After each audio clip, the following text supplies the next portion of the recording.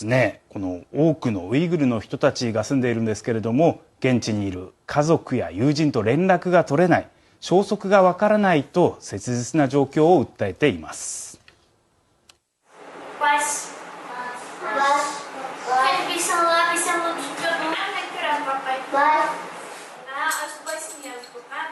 7年前に留学生として来日したミヒライ・エリキンさん。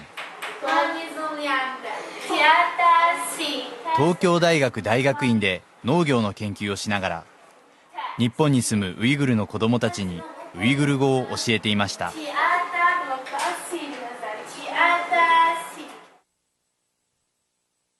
しかし4年前、故郷の家族と突然連絡が取れなくなってしまいました。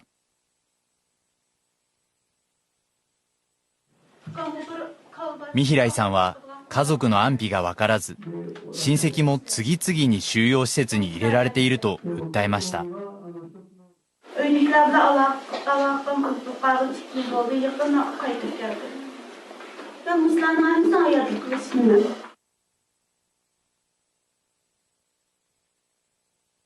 この3ヶ月後、ミヒライさんは友人にメッセージを残して帰国しました。子供は両親のそばにいて親孝行すべきだと教えられた。さようなら。私が死んだら赤い芍薬の花を手向けて。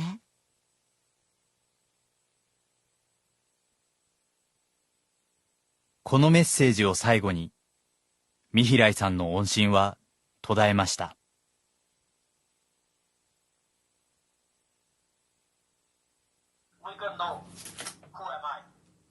ノルウェーに暮らす叔父のアブドゥエリ・アユプさんです。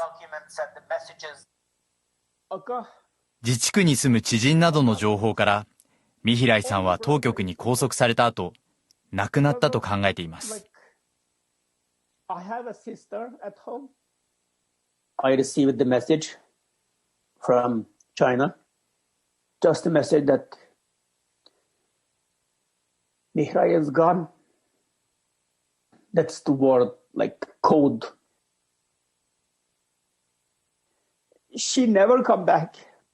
But the problem is, we have thousands of, like, millions of people who are there and who are suffering.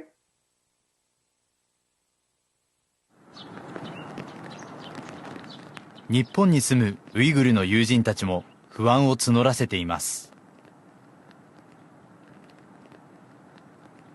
ミヒライさんの帰国直前に電話をした女性が匿名で取材に応じ、当時の状況を語りました。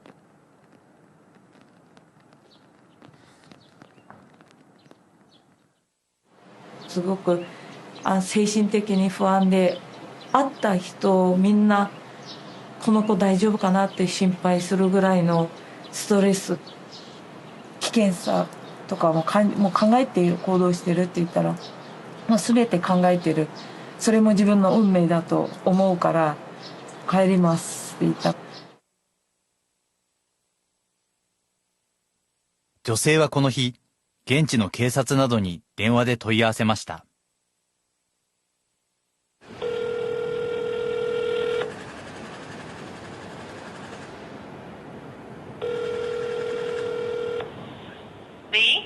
喂，你好。喂。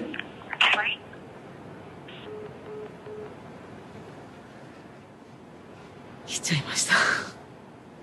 多分電話の数値のところで外国からの電話というのがすぐ分かったと思う。何度かけても電話がつながることはありませんでした。